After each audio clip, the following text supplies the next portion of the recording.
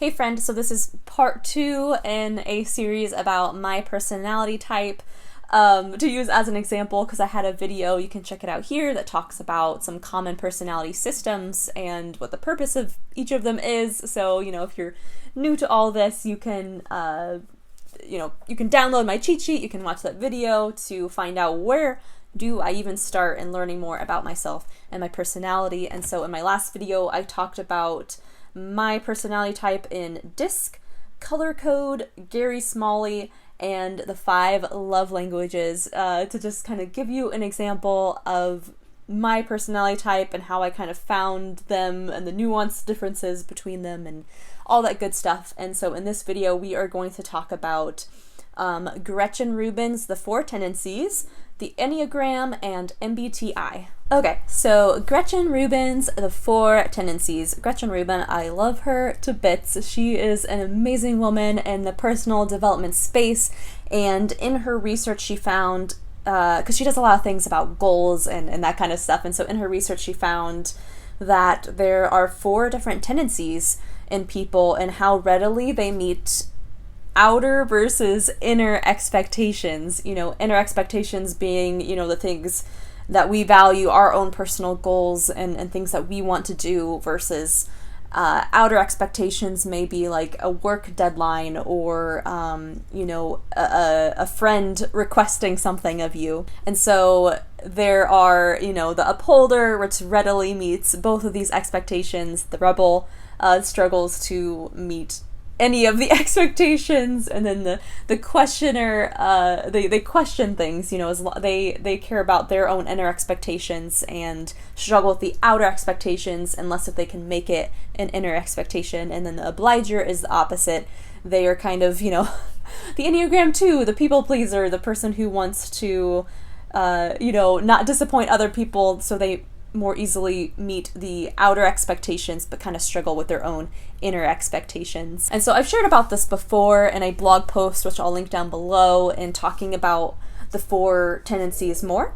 But for me, my journey was that at first I thought that I might be an upholder because I was always very good in school. I was valedictorian, I got good grades, and it just kind of came pretty easily to me. I mean, I had to work extra hard, but that's another story, because I think I have undiagnosed ADHD. But I worked really hard, and I wanted to not disappoint other people, which that should have been a clue later on. Once I graduated, I really struggled with my goals, and I was like, what the heck? Like, I've always been good at accomplishing my goals, and so I just was very confused until I read her book about the 4 tendencies and realized, like, oh, I'm an obliger. Like, the reason that I did so well in school was because I had all of this good outer structure. You're doing work, and then you have this, external, someone else has put in place a deadline for you and a grading system for you. And so I wanted to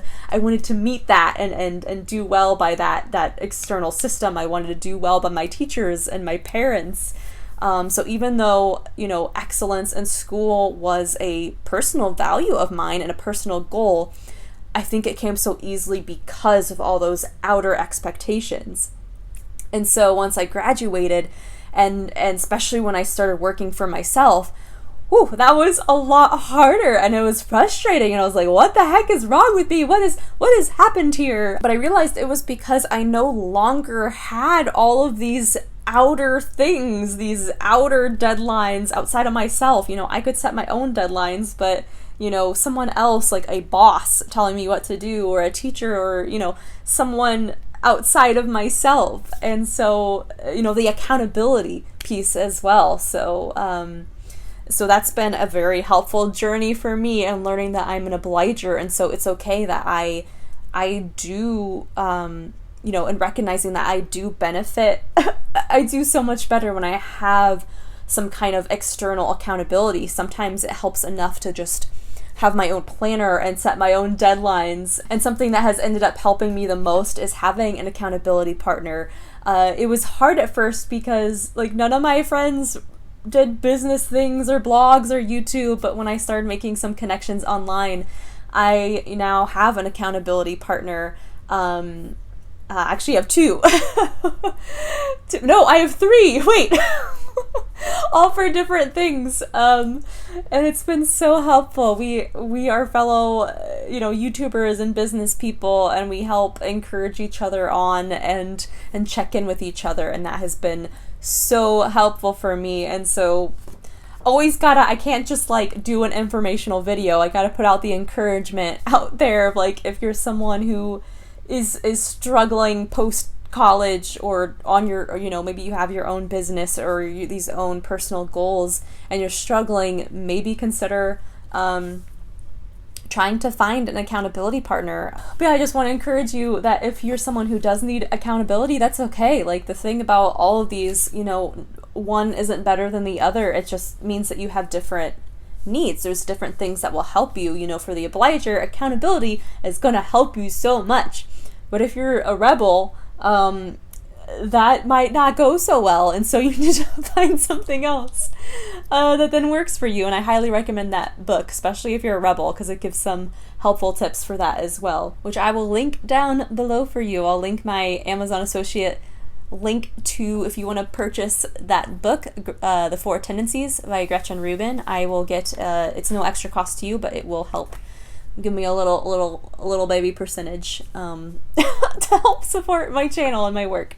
Next, we have the Enneagram, and my story with the Enneagram is that so I started with Myers-Briggs world kind of personality stuff, and whenever I started, people kept recommending the Enneagram to me, but whenever I took an online free test, and it was well, this hasn't told me anything I didn't already know, and I looked at all the different things, and I was well, I can just look at the names and know what I am, and I just really didn't understand the benefit of it. I was why is it I didn't and then I was well, this doesn't have as much research back in it, and I just was a huge skeptic, and not rude of if this is helping people, great, but this is not really helping me. But then people kept pushing me to look into it more, and so I finally did, and once I did, I learned wow, this goes into much greater depth than I ever realized, and I started to see the benefit of it as, again, another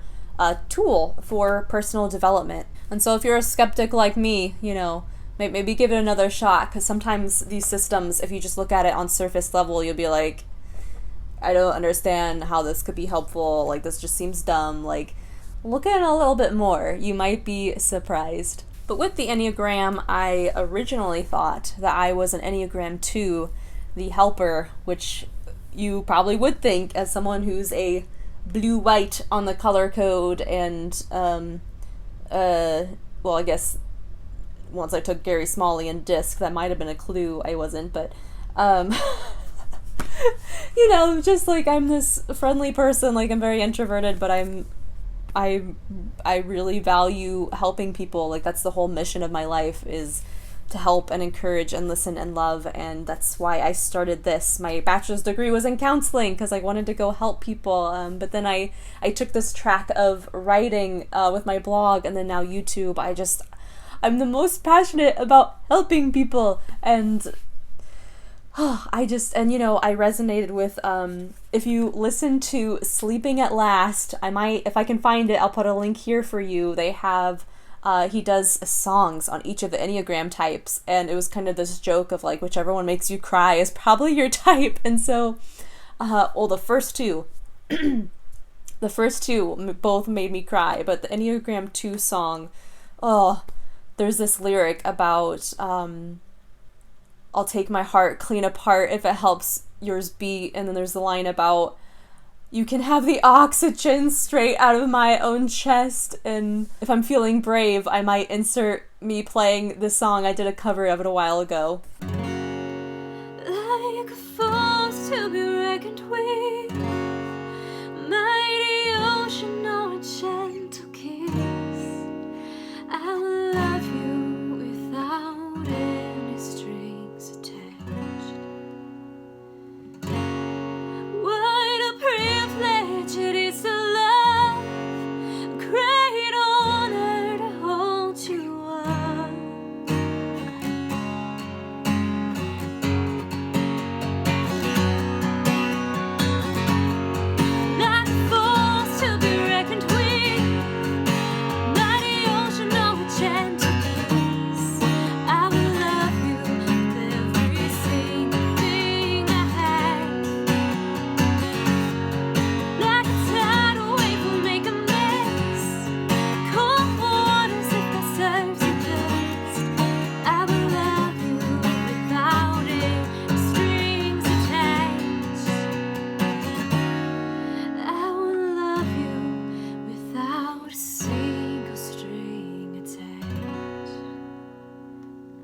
I really resonated with that whole, like, I really struggle with the quote of, like, put on your oxygen mask first before you try to put on other people. You know, you gotta take care of yourself first so that you can be at your best to help other people. Like, those were all the kinds of lessons that I constantly still need in my life, because there's almost nothing I wouldn't do to help other people, especially my friends and those closest to me, but sometimes to my own detriment. So that sounds like an Enneagram 2, right? But as I started to look into it more, and each of these, they also give, you can look at kind of like the vices of each. And I'm now forgetting what Enneagram 2 is. I will look it up and put it here. This is the vice of Enneagram 2. But for the Enneagram 1, it is anger. And I was like, I'm not an angry person. Like, so this can't be me. That's not my struggle. But as I looked into it more, I realized that, so the Enneagram 1, their thing is that they don't like to be angry, so they repress it. Beatrice Chestnut talks about how the 8 overdoes anger, and then the 9 underdoes anger. Like, they just like, nope, we're just going to suppress this. But the Enneagram 1, the thing that they do, their coping mechanism is reaction formation.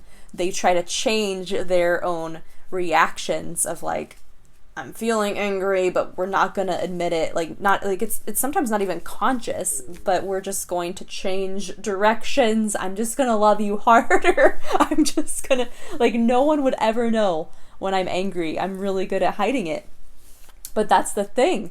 I didn't realize how much anger was below the surface. And for the Enneagram 1, it often comes up as resentment. You know, we aren't going to be expressing our anger very often.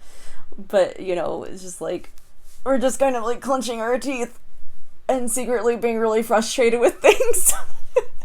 People doing bad things and things not done well and accurately, and wrong information, and people being buttheads, and but the Enneagram 1 is all about like, their core motivation is wanting to be good. That's one of my biggest struggles, is just feeling like I'm not good enough. And, you know, I'm a 1 wing 2, and so you can sometimes see, that's where kind of the difference is of, like, you might think I'm an Enneagram 2 because of how I'm, like, very loving in my relationships, but the thing is, it's because it's not from a 2 place. It's coming more from, I want to be good, like, and so that includes the relationships. Like, I want to be a good friend. And so that's where I'm like, that's where the perfectionism comes in, even into my relationships. And it's something I talk about. I'll link down below. I was on my sister's podcast, and she's an Enneagram 1 as well, but she has a different Myers-Briggs type than I do. And so we kind of talked about those differences between us. And so I talked about it some more in that podcast too, about how, like, a lot of the descriptions of Enneagram 1 sounds very much like an STJ in the Myers-Briggs system. And, like, that's not me. I'm not a sensor. I'm not a thinker. I'm an intuitive type and a feeler. And so that's also what kind of confused me, because a lot of INFJs are probably Enneagram 2s, or at least they sound like an Enneagram 2, and so they might be mistaken. They might actually be something else, because we just, being a feeler type, having extroverted feeling just makes you come across like a 2. But that's the thing, where, like, a thinker type, if they're an Enneagram 1, it might kind of come out more in this, the what most people write about the Enneagram 1, of the, you know, perfecting the systems and the logic, and the making sure all the information is right, and that, you know, got a well-oiled machine, and you know, and for the sensors, it's, you know, the clean freak, you know, making sure everything's really tidy and in place and organized. And, like, I am not, but my perfectionism kind of goes, it's like whatever you prioritize in life. So if you prioritize this thing your perfectionism is going to be more in that area. And if you value this thing, so for me, valuing not that others don't value relationships. You know what I'm trying to say? Someone who just a little bit more like has a bent towards focusing on the relational and the I don't know, like the creativity and the future, the planning and the tell me if I'm making sense. I'm winging this video today, guys. I'm trying to grow. I'm supposed to integrate. I'm supposed to be more like a healthy 7. And so they are sometimes more spontaneous and free and not being a freaking perfectionist, scripting every single thing and being I'm not going to edit this too much. So there we go, guys. I'm trying to practice. I'm trying to get better. I'm trying to grow. So bear with this. What was I saying? But yeah, so you see a lot more of my perfectionism comes out in the areas that matter to me, which usually is like, I want to make sure when I speak it's very accurate. I'm very hesitant. I edit my text messages way too much. I'm like, I want to make sure my thought is accurately expressed. And if my videos, like, gotta make sure my tone, my timing, and my word choice, and every single thing, gotta make sure. See, like, this is bothering me today. Like, I don't know if you've noticed, like, there's these shadows under my eyes. It's because I'm in a new place, and so I haven't figured out the lighting yet. So there's, like, the overhead lights, and I have my ring light, but, like, I can't figure out, it's like casting a light, which casts shadows under my eyes, and so I'm, like, looking up. But I can't talk like this the whole time. So... And look at this shadow here. Like, okay, sorry. See, this is why. But I was like, no, we're gonna practice not having to get everything perfect. I was just watching a video the other day too, where it was like someone that I really admire, and it was like a lower quality video than normal, and I was like, I noticed it, but I was like, wow, that doesn't matter at all to me. Like, this doesn't matter. Like, and so that was kind of encouraging to me of like as long as the things that you're saying are good. And like a lot of people often even it's actually 2 different videos. So there's the one where it was like weird lighting, and I was like, okay, cool, well, like I appreciate what he's saying, and it's not bothering me that the lighting's weird. And then another video where someone was like because I usually edit my videos where it's like every single pause, every single, like, I cut it out so it can keep you moving, all those things that they say that you should do to keep people's attention in a video, and which is good and stuff, but like this person doesn't edit her videos, and I did really appreciate, like, it just felt like I was sitting there with her. It felt more real and authentic, and it was kind of beautiful. Like, so I had to remind myself of that, of like, yes, there's a time and place for seeking excellence and trying to keep people's attention and all those things that you learn of trying to make a good YouTube video, but people also want to see the real you. And oftentimes, like, unless if it's distracting, like, all the things that bother me probably aren't bothering other people. And, if I mess up my words, or if I'm having extra long pauses, or, things that are actually more naturally me, people are gonna, my people, at least the people who are meant to be here, are gonna enjoy that, and are gonna like that, and enjoy getting to see the real me. The real Anna Real. Tangent, what were we talking about? It related, Enneagram 1, perfectionism. I'm sharing a little piece of my life and areas that I'm trying to grow. So there you go. I'm bringing you along with me into my real life. But the Enneagram, man, I can't, like, it's been such a huge difference from like, oh, this is not a good personality system, to like, wow, this is helping me so much in my life. I'm really stoked. I've been learning more things about the Enneagram that have been super helpful, and someday I will be offering that as a service as well. I just want to keep learning and growing a bit more, but I will offer that as a service if you'd like some help in learning your personality type. That is coming soon. Let's move on to MBTI and the Jungian cognitive types.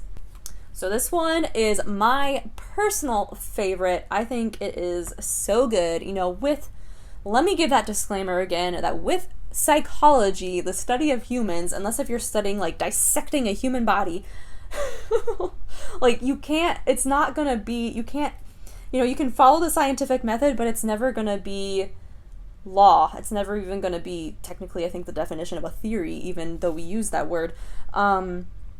It's like people are too complex and unpredictable, and it's just maybe someday we'll be able to understand the human mind a little bit better.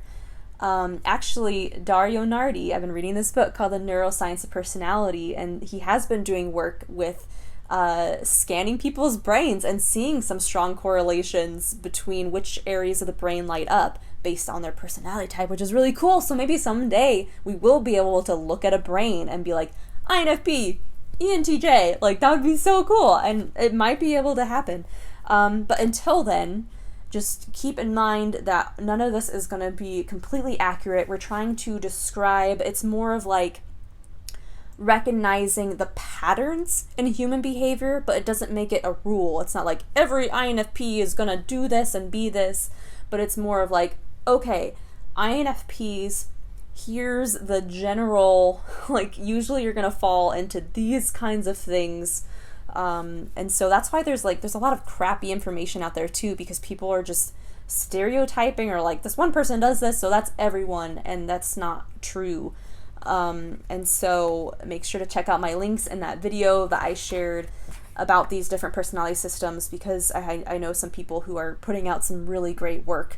And again, like it's not going to be perfect, but these people are doing spending so much time researching this stuff, reading other people who are out there doing even more research, and people who have done personality profiling sessions with like hundreds of people, and so they really are seeing the patterns, because the bigger the size is of the people you are testing and asking the questions of, that's where you get to see where there are the correlations and patterns. And there's my little spiel. So now make sure to check out my video. I talk a little bit about the difference between MBTI and the Jungian cognitive types, because it is different. Let me get a sip of water. I've had a cold or something this week, and so my throat is still really extra dry, so I apologize. So this is going to be a longer one, but let me tell you my journey through introversion and extroversion and MBTI and then the Jungian cognitive types. So high school is when I first learned about, well, I don't know, probably earlier than that, starting to learn the difference between introversion and extroversion. And I've shared this story before about how I had a misunderstanding about it, because the way the world talked about it, like people usually used, and you might still have this misunderstanding, because it's just like it's just like a common misconception that introversion means shy and doesn't talk and, antisocial, which is, everybody gets that definition wrong of that word, look it up. But anyways, an extrovert is the outgoing social party person, and how they talk about it as if it's like the people skills that you work on, of like, oh, it's bad to be an introvert, you need to be more extroverted, and so it's like a skill to be developed. But that's wrong. It's actually a personality type. It's how your brain is wired, and it's where you get your energy from. I highly recommend the book The Introvert Advantage. It's a book that really changed my life and got me thinking about the strengths that I had as an introvert, because I've talked about this before too, but how sometimes you don't realize what your strengths are, because it just comes so naturally to you that you don't realize that other people aren't good at it. And so you just notice these people, why does it come so easily to them, but I struggle with this all the time. Why can't so you feel like you're lacking, and so you don't see that oh, well, I might not be as good at this as this other person, but I'm actually way better at this than they are, and so that's where there's the huge benefit for self-esteem and everything in life, when you understand your personality, and this is one avenue of it. And so but then once I learned I was an introvert, I was like, cool, we have strengths, yay. But then I started to feel like I was even different among other introverts, and I was like, wait a second, we were supposed to have this in common. What up with this? Why do I still feel weird? And it's, that's when I think I came across some very random free online test, which is, nowadays, I do not recommend you take a test and like, to try to find your type.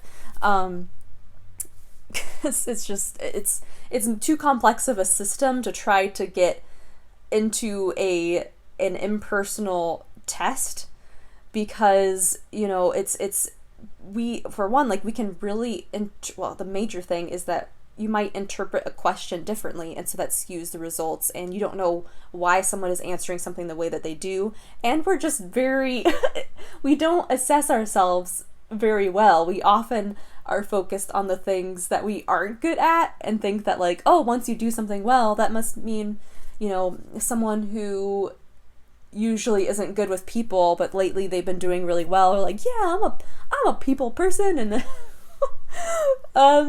because you think of it, because it's something that it doesn't come naturally to you, so you're more aware of when you do it well, whereas like usually if you actually are good at it, you probably aren't talking about it because it just comes so naturally to you that you don't even think about it. But anyways, tangent over.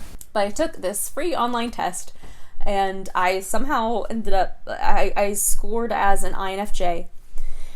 And when I read that description, like, I cried, and I was a little freaked out, actually. I was like, how do they know me so well? Like, is someone spying on me? Like, how is this so accurate? Like, I had never, like, in all my life, I had never felt so understood and seen. And, you know, I found out that like the INFJ it's not the rarest type, but it's one of the most, it's one of the rarest types. And so that's why I was like, oh, well, that's why like I felt different, because I probably hadn't met many, like I probably ran into someone, but like I probably hadn't met very many other INFJs in my life. And so that's why I still felt so different even among other introverts. And so, you know, of course, human nature, when you finally find someone who understands you and something that like you feel so seen, you're gonna want to dive into that more. And so I dove in deep into all of this Myers-Briggs stuff, and I was like a cult. I was a super mega fan. And I know everybody in the type community is gonna cringe when I say this. I apologize. I was naive, but I recommended to everyone 16personalities.com. I was like, everybody go take this test, find out what you are, it'll change your life, because like it changed my life. But it's actually very rare that people are, it's like, I think I've heard that about 50% of people are usually get the right results in an online test like that. And then also it's not officially Myers-Briggs. It actually combines, I think, the big five and some other things, and they say that on their website, and so it's not even purely Myers-Briggs. But anyways, so but now it's just like, as I've learned more and more, it's like the Dunning-Kruger, Dunning-Kruger, we'll get it right, we'll put it here, I'll show a little graph of like, once you start to know something and your level of thinking that you're an expert, but then once you know more, you realize how much you don't know.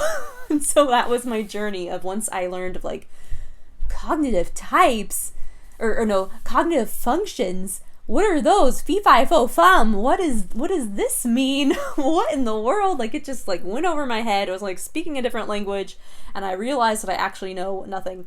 But then now, you know, years later, the more I've learned, I realized that the cognitive functions really do matter, and it's so much easier to determine your type based on that, because that's what makes up your type, and which there's so much to get into. So please don't feel overwhelmed if you're new to this. Feel free to message me. I can point you into some more resources, but then also in that video I shared, I've linked some resources. But by some miracle, I actually did, like, I kept studying, and somehow I like the first test results as being an INFJ, I actually was an INFJ. I think I just was like so textbook INFJ that's why I got it accurate, which doesn't often happen. It's very rare to get on the first try of taking an online test to get your actually right your personality type, you know what I'm trying to say.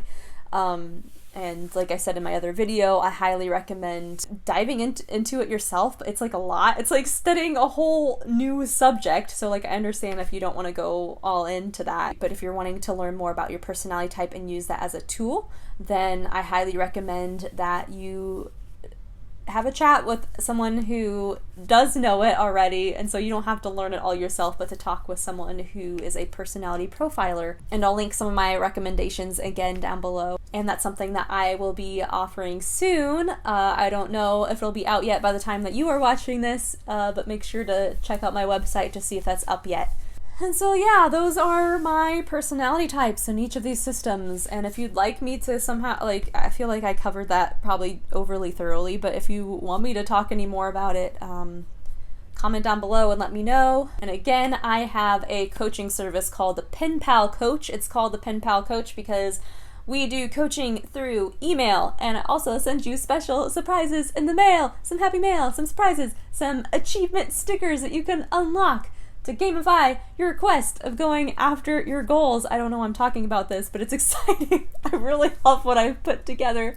And I'm so passionate about helping people learn more about who they are and then how to apply that for their own growth and greater success in reaching their goals. And so if you'd like to go on that journey with me, I would love to help out. And if you are interested in any of these, I would love to walk you through it. If you sign up as one of my coaching clients, we can totally do that at some point, and I can show you then how to apply it, because you know, what's the point of knowledge if there's no application, right? And so I would love to help you figure out, like, okay, so I'm a upholder, or I'm a loyalist, I'm an ENFJ. What does that mean? How does that help my life? I will show you how to apply it to love yourself more, to grow in your courage, to grow in whatever areas that are needed, and be empowered to use your gifts for the world and have greater success in the things that you are wanting to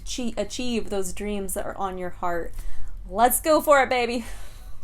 I don't think I've said that ever in my life. So you can learn more and check that out at penpalcoach.com. And until next time, my amazing, gorgeous friend, keep it real.